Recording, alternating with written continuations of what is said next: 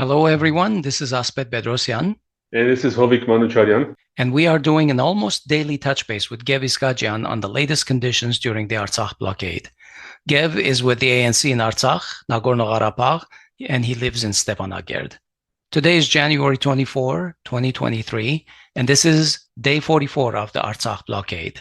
So we're up to a 44-day blockade of a peaceful population of 120,000 people by Azerbaijan. Hey, Gev. Hello, Gev. How are you doing?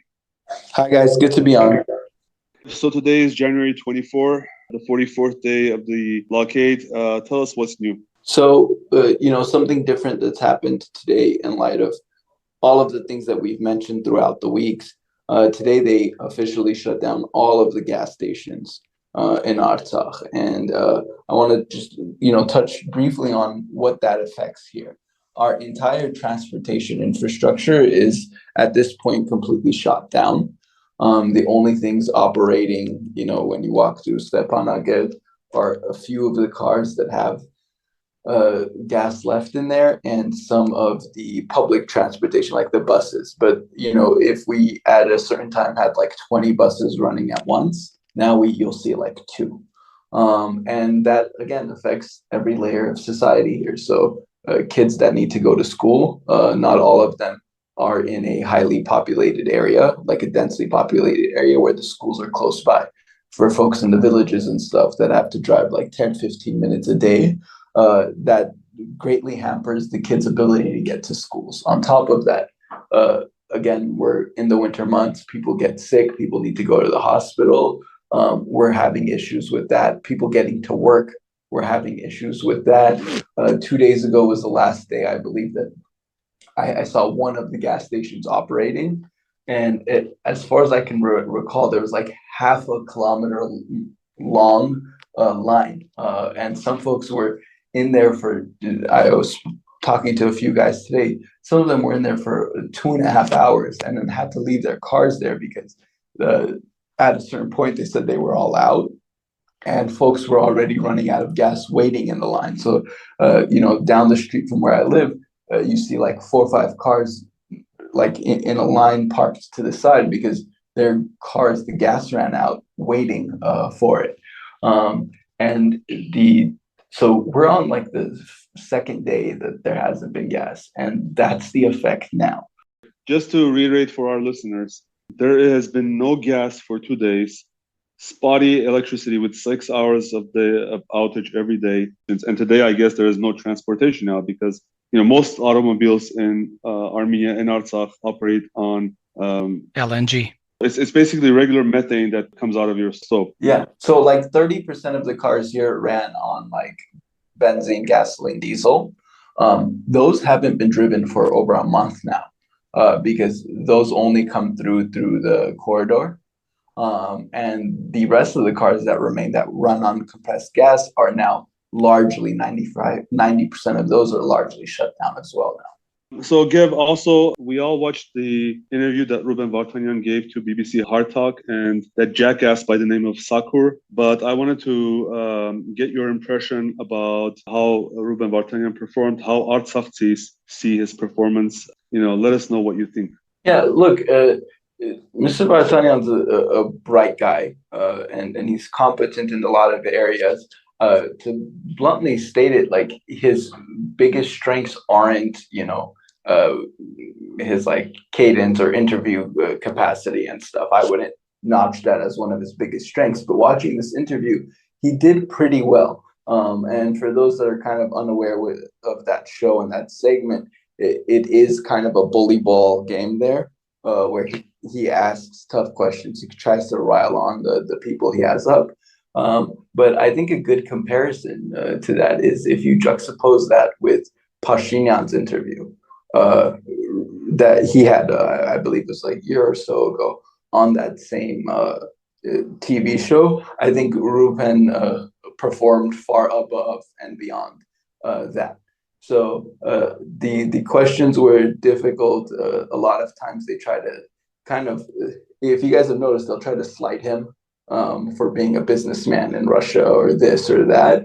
But his ability to stick to the point, his ability to talk about how this is an active campaign of ethnic cleansing, in my opinion, and I work in like the PR realm, he did better than I expected.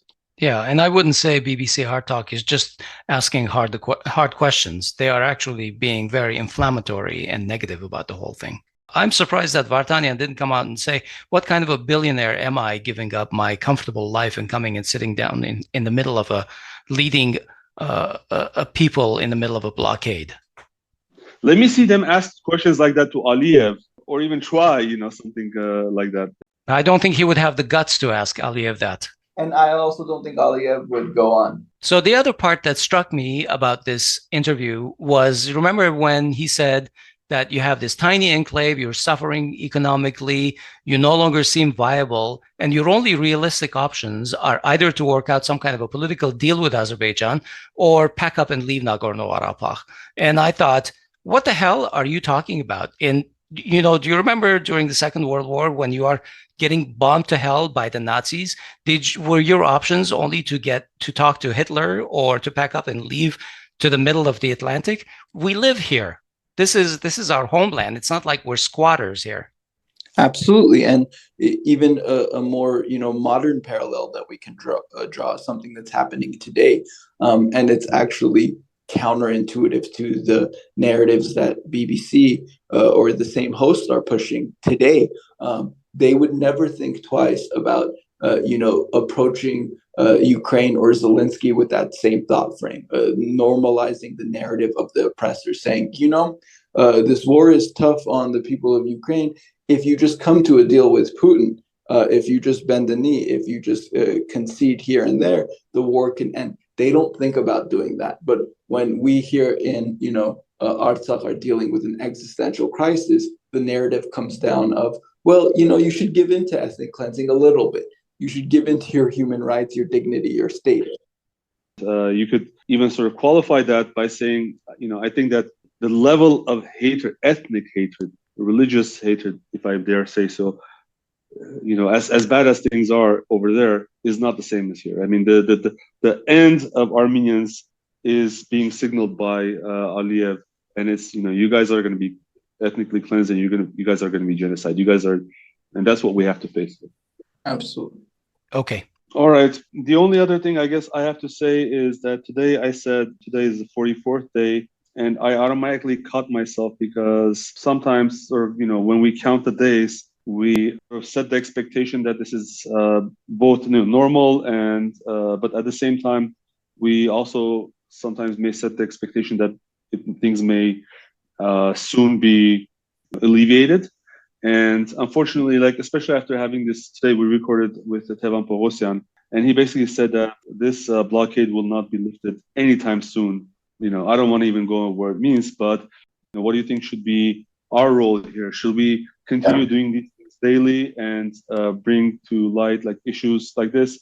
But also, how do we communicate that this is going to be a long-term struggle? It appears. Yeah, for folks listening at home, it's a normal human psyche tendency. I don't blame anyone, but the longer you go through something, the more it becomes normalized. But I would tell the folks listening at home that every day that this goes on, when we say this is day 45, 46, 47, it's not just another day of this blockade. It's another day that this blockade becomes harder. Our resources here are finite, as we talked about the gas and other things that we mentioned earlier today. And every day that goes by, regardless of how strong people are or whatever, remember this for those at home, it becomes tougher. The situation becomes more grave. It does not become more normalized. People don't get used to it more. People here have less resources, less food, less medicine, less energy. And that's what I would leave folks with. All right. That's all for today. Thank you, Gev. Good to be on, guys. We'll talk soon.